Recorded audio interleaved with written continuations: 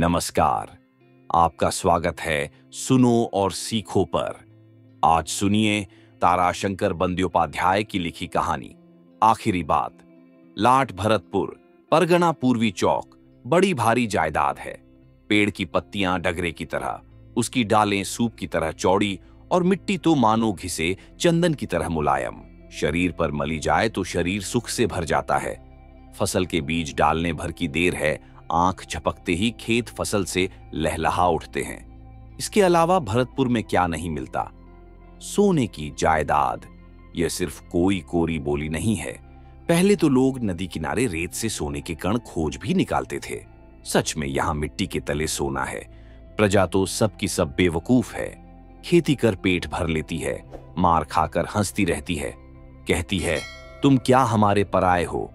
पहनावे के नाम पर घुटनों तक छोटी घोती, माथे पर चंदन का तिलक, गले में तुलसी की कंठी, सांवला रंग, इन्हीं सब चीजों से उनकी बेवकूफी सिद्ध हो जाती है। खेती बाड़ी करती है। मात्र किसान जो ठहरे, जमींदार की तरफ के लोग बाग कहा करते हैं। किसान पहले खाता पीता था, खेती किया करता था, तंबाकू का कश खींचता, पूजा पाठ भी कर लिया करता और सोता था। पर अब वह युग नहीं रहा। कलयुग के चारों पहर पूरे हो चुके हैं। उसी का तो फल है कि इन दिनों उसे अधपेट खाना जुटता है, बीमारी में हांफता है, किसी तरह खेती करता है। कोई कोई भगवान को बुलाता है, कोई कोई तो वो भी नहीं, यानी कि कोई रोता है, कोई बैठे बैठे दांत भींचता है। इन दिनों पद्मा पार के साहू लोग भरतपुर के जमींदार हैं। पहले यहां मंगलकोट के मियां लोगों की जमींदारी थी। साहू लोग उन दिनों यहां व्यापार करने के लिए आए थे। मियां के खानदान में जब घरेलू झगड़ा लगा, तब उनके एक रिश्तेदार ने साहू लोगों से कुछ उधार लिया था। जब उधार 1000 गुना बढ़ता जाता है, तब बचना मुश्किल हो जाता है। उस पर किसान प्रजा के जो मुखिया थे, उनमें से करीब सभी ने साहू की तरफ ही गवाही दी। खैर, इन बातों को छोड़ दिया जाए। लेकिन एक बात है, अब तो वे लोग अपने ही गाल पर, इस बात को भी यहीं छोड़ दिया जाए। पुरानी चीजों को निचोड़ने से कोई फायदा नहीं है। खुलकर कहने पर पोथी बढ़ती जाएगी। सीधे हाल की बात को कहना ही ठीक रहेगा कि इन दिनों पद्मा पार के साह लोग आज भरतपुर के जमींदार थे। भरतपुर के गांव के कचहरी में नाइब, बड़ी कचहरी में बड़े नाइब। अपने देश पद्मा पार से लठ्ठितों का दल लाकर साहू लोगों ने यहां पर अपना पक्का इंतजाम कर लिया था।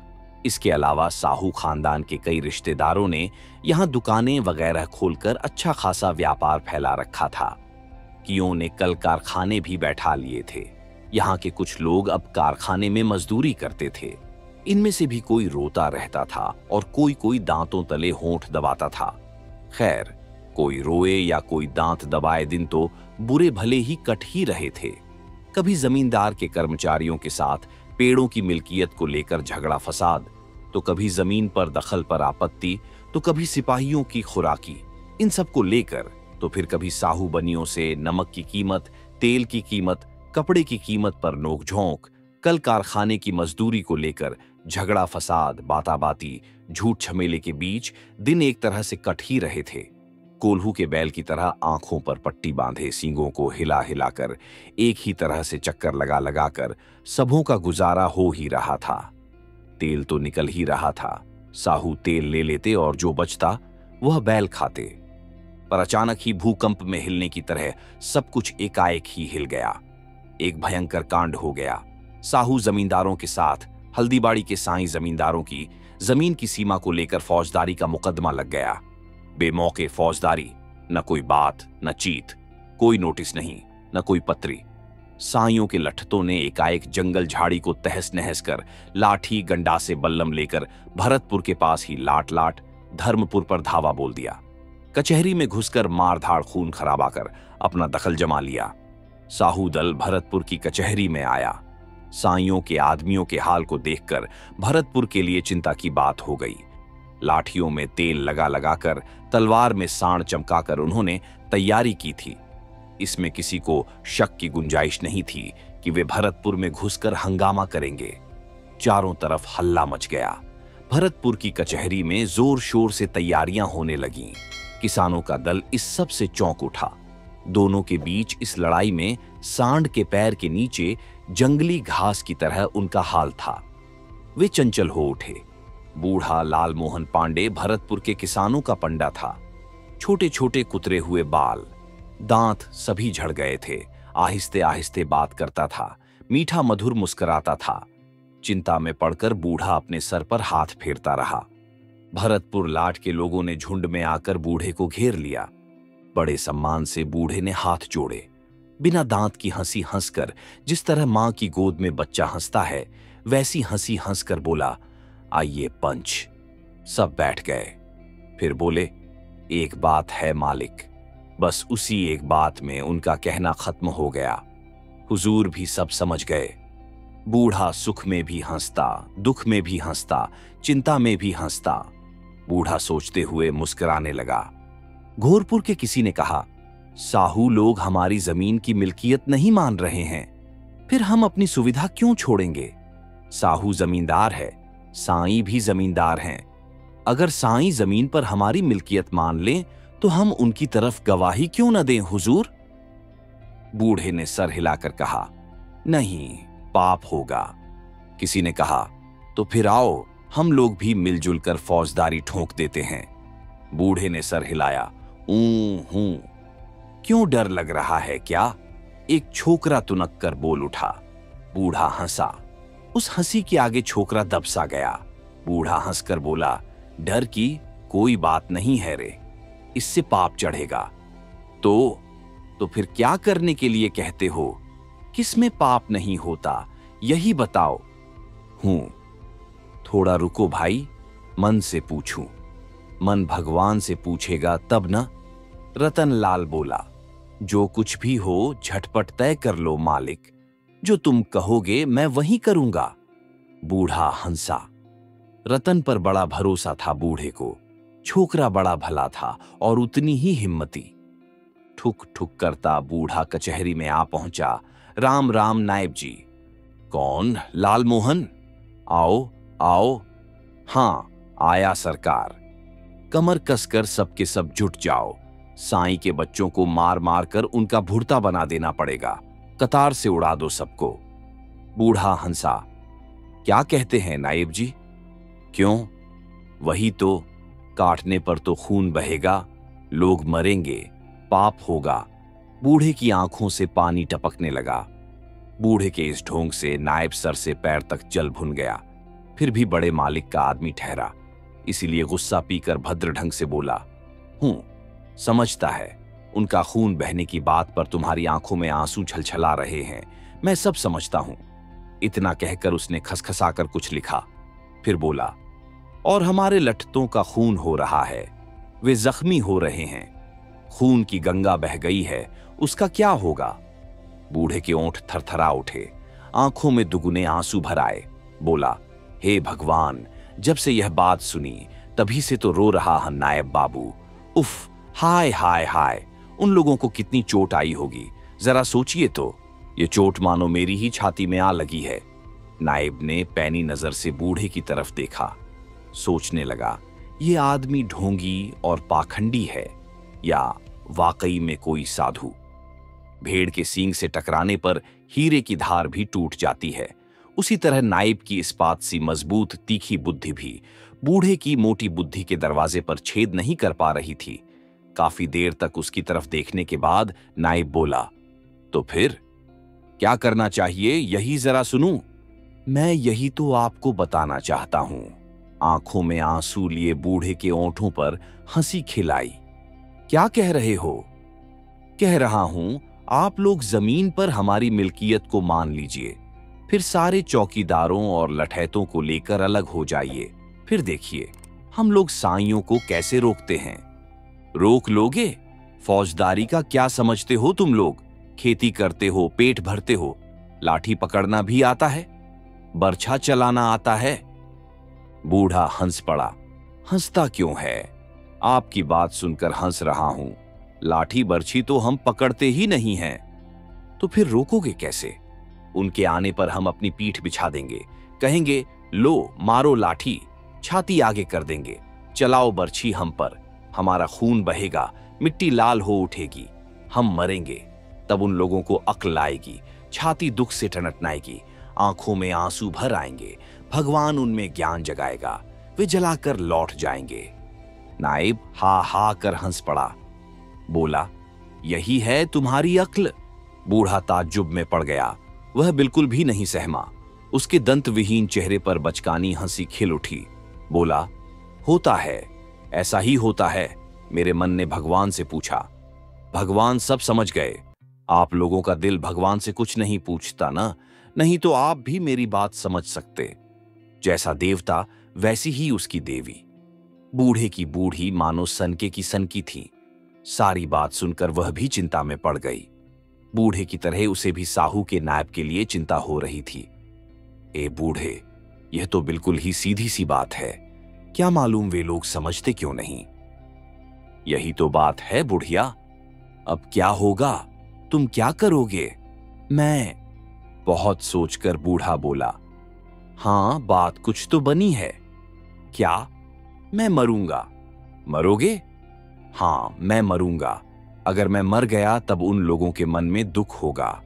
भगवान उन्हें अकल देंगे, तब हमारी बात वे ठीक ठीक समझ पाएंगे। बूढ़ी थोड़ी देर तक सोचती रही, सोचकर खुश हो उठी, हंसकर सिर हिलाकर बोली, तुम ठीक कह रहे हो। ठीक कह रहा हूं ना? बूढ़े ने हंसकर बुढ़िया की तरफ देखा। हां, तुम ऐसा ही करो, मरो, मरकर उन लोगों को समझा दो। बाहर से रतनलाल ने पुकारा, चाचा, आ बेटा आ। बूढ़े लाल मोहन का चेहरा खुशी से भर गया। रतनलाल हंसता हुआ आकर खड़ा हुआ। बोला, सब लोग बाहर खड़े हैं चाचा, क्या तय हुआ? क्या करना पड़ेगा बताओ? रतन मानो आग की लौ की तरह झुलस रहा था। बूढ़ा बाहर आकर हाथ जोड़कर बोला, नमः पंचो। पर हंगामा उससे पहले ही हो गया। साहू बाबुओं के लठतों, सिपाहियों सब ने आ घेरा। साहू बाबुओं का सदर नायब चारुशील बड़ा जबरदस्त आदमी था। वो किसी की परवाह नहीं करता था। उसने यहां के नायब को हुक्म दिया, उस पागल को पकड़ कर रखो। सिर्फ उस पागल को ही नहीं, रतनलाल, टतनलाल तथा उसके तमाम चेलों चामुड़ों को बिल्कुल रोक कर रखो। बूढ़ा हंसकर बोला, चलो। फिर रतनलाल तथा बाकी चेलों की तरफ देखकर बोला, चलो बेटे। बुढ़िया मुंह फाड़कर हंसकर बोली, और मैं? साहू का आदमी बोला, हां हां, तुम्हारे लिए भी हुक्म हुआ है। बुढ़िया बोली, रुको बच्चे, जरा सा सब्र कर बेटा। बूढ़े की कोपीन, अपने कपड़े और ये लौटा तो ले लूं। इस लौटे से पानी न पीऊं तो मेरी प्यास ही नहीं बुझेगी। बूढ़ा हंसकर सिर हिलाकर बोला, कुछ भी हो, औरत है ना, लौटे का मोह नहीं छूटता। साहू लोगों ने बूढ़े को रोक कर तो रखा, पर आदर से रखा, खातिरदारी में कोई कमी नहीं रखी। बूढ़ा तो आखिर वही बूढ़ा था। बंधनों के बीच भी हंसता रहा। भगवान को पुकारता और सोचता रहता। मन ही मन कहता, भगवान, मेरे मन को कह दो, मैं क्या करूं? मर जाऊं? मेरे मरने से ये लोग दुख पाएंगे, तुम इन्हें ज्ञान दो। बुढ़िया बंद कमरे के बीच ही घूर घूर कर घूमती फिरती रहती। बूढ़े के लिए खाना बनाती, बिस्तर के नाम पर कंबल को झाड़ झूड़ कर बिछाती, लौटा जगमगाकर मांझ कर रखती। उसको यह सब कुछ अच्छा ही लग रहा था। बूढ़े को तो वह अपने पास ही पा रही थी। बाहर बूढ़े को हजार काम रहते, उसे क्षण भर की फुर्सत नहीं होती कि वह बूढ़ी से दो बातें भी कर सके। वह केवल भरतपुर की बातें करता, नहीं तो लोगों की बातें करता। आज यहां तो कल वहां, हमेशा लोगों से घिरा रहता। इसके कई दिनों के बाद ही बुढ़िया का भ्रम टूटा। बूढ़ा तो आखिर मैं वही बूढ़ा था ना, लोगों की भीड़ नहीं थी। पर बूढ़े के माथे में चिंता की भीड़ कम नहीं थी। लोग बाहर से कहते, बूढ़ा मानो एक चट्टान है। बूढ़ी के मन में होता, बात कोई गलत नहीं है। वह पुकारती, ओ बूढ़े, AUM। बूढ़ा बुढ़िया की तरफ देखता। बुढ़िया को लगता बूढ़ा उसकी तरफ नहीं देख रहा है। उसकी दृष्टि दूर पहाड़ के शिखर पर जो देव मंदिर है, उस मंदिर के शिखर पर उसकी आंखें अटकी हुई हैं। क्या सोच रहे हो? सोच रहा हूं, बूढ़ा हंसता। हंसो मत बूढ़े, तुम्हारी यह हंसी मुझे अच्छी नहीं लगती। छोटा सा एक हूं कर बूढ़ा चुप हो जाता। भय और विस्मय से बुढ़िया अवाक हो जाती, मन ही मन बुदबुदाती, भगवान बूढ़े को बचाकर रखो। अचानक एक दिन बूढ़ा बोला, मैं मरूंगा। बुढ़िया को लगा जैसे उसकी छाती ही फट जाएगी, पर इस बात को तो मुंह से बोलने का उपाय नहीं था, क्योंकि बूढ़ा उस पर हंसकर कहता, छह। बुढ़िया उसी शर्म से मर जाती। वह सिर्फ इतना बोली, क्यों? तुम मरोगे क्यों? मरूंगा। साहू लोगों ने बात फैलाई है कि लोगों से मैंने ही दंगा फसाद और फौजदारी करने के लिए कहा था। बाहर के लोगों के साथ इन बाबुओं के चौकीदारों और लठैतों की मारपीट हो गई। हमारे आदमियों ने भी उन लोगों को पीटा है, बहुत नुकसान पहुंचाया है। बाबू लोग कह रहे हैं ये सब मेरे ही सिखाने पर हुआ है। रतनलाल बोला, इसके लिए तो बाबू के सिपाहियों ने लोगों को बड़ी निर्ममता से पीटा है। बूढ़ा सिर हिलाकर हंसा, बोला, सिर्फ यही बात नहीं है रतन, हमारे लोगों ने जब मारा तब भी पाप हुआ। मैं मरूंगा, मरकर भगवान से कहूंगा, भगवान उनके इस पाप को तुम माफ करना। सिर्फ हमारा पाप नहीं, उन लठैतों के पाप को भी तुम क्षमा करना। और क्या चाचा? बूढ़ा हंसा, बोला, तो फिर वे समझ जाएंगे कि मैं पापी नहीं हूं। बूढ़ा मरण प्रण कर बैठा। उसने खाना पीना छोड़ दिया, चुपचाप पड़ा रहता। बुढ़िया की भी सारी बातें मानो खत्म हो चुकी थीं। वह चुपचाप बैठी बैठी देखती रहती। हाय, उसका बूढ़ा कहीं खो गया था। उसकी तरफ एक बार देखने की भी फुर्सत नहीं थी। रोना तो शर्म की बात थी, बुढ़िया को रोने का भी उपाय नहीं था। दरवाजे के बाहर शोर होने लगा, भगवान हमारे मालिक को बचा लो। रतनलाल और बाकी सभी चेले उदास हो गए। बुढ़िया और नहीं सह सकी। वह बूढ़े को कुछ कहने की हिम्मत भी नहीं जुटा पाती। वह भगवान को मन ही मन पुकारती, कहती, मेरे बूढ़े को बचा लो देवता, इतने सारे लोगों की तरफ देखकर दया करो, मेरी तरफ देखो भगवान। बूढ़ी को लगता भगवान का मन कम से कम बूढ़े के प्रति नरम है। बुढ़िया को लगा भगवान मानो हंस रहे हैं। बूढ़ा सचमुच मरा नहीं, मरण के सारे लक्षण दिखाई पड़े। साहू बाबू लोगों ने बड़े बड़े हकीम भिजवाए। उन्होंने भी कहा, हमारे बस की बात नहीं है, बिना खाए आदमी जीता नहीं, जी नहीं सकता। फिर भी बूढ़ा जी गया। गजब का बूढ़ा था। इस हालत में भी हर वक्त उसके होंठों पर बाल सुलभ सी हंसी बनी रहती। धीरे धीरे मरण के सारे लक्षण मिट गए। आंखों का गंदला सा रंग साफ होकर कमल की पंखुड़ियों की तरह खिल गया। चेहरे का रंग निखर उठा। मां की गोद के बच्चे की तरह वह फिर से चमकने लगा। बूढ़ा बोला, मैं जी गया, ईश्वर ने मेरे मन को समझ लिया। बोले, तेरा कोई पाप नहीं। बुढ़िया का चेहरा भी खिल उठा। वह बोली, बूढ़े अब मैं मरूंगी। क्यों री? मेरी तबीयत खराब लग रही है। और क्या? बुढ़िया कुछ बोली नहीं, सिर्फ मुस्कराई। बुढ़िया सच में मर गई। जरा सा बुखार हुआ, उसी में गुजर गई। मरते समय एक तक बूढ़े की तरफ देख रही थी। बूढ़ा पत्थर का बूढ़ा था। लोग झूठ नहीं कहते थे, पर अचानक बूढ़े को लगा लोगों का कहना झूठ था। झूठ था, सच नहीं था। सच कभी हो नहीं सकता था। बूढ़े की आंखों में आंसू थे। हाँ, बूढ़े की आंखों में आंसू थे।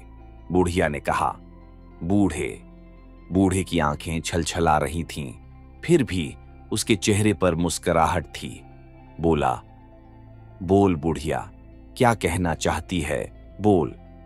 मृत्यु बड़ी सुंदर है बूढ़े, मौत बड़ी ही आनंददायक है। बूढ़ा हंसा। उसकी आंखों से आंसू टप टप कर झरने लगे। आंसू की बूंद बूढ़ी के कपोलों पर भी पड़ी। बूढ़े ने वे आंसू पोंछने चाहे। बुढ़िया बोली, नहीं, रहने दो। आप सुन रहे थे ताराशंकर बंद्योपाध्याय की लिखी कहानी आखिरी बात। लिखी कहानी आखिरी बात।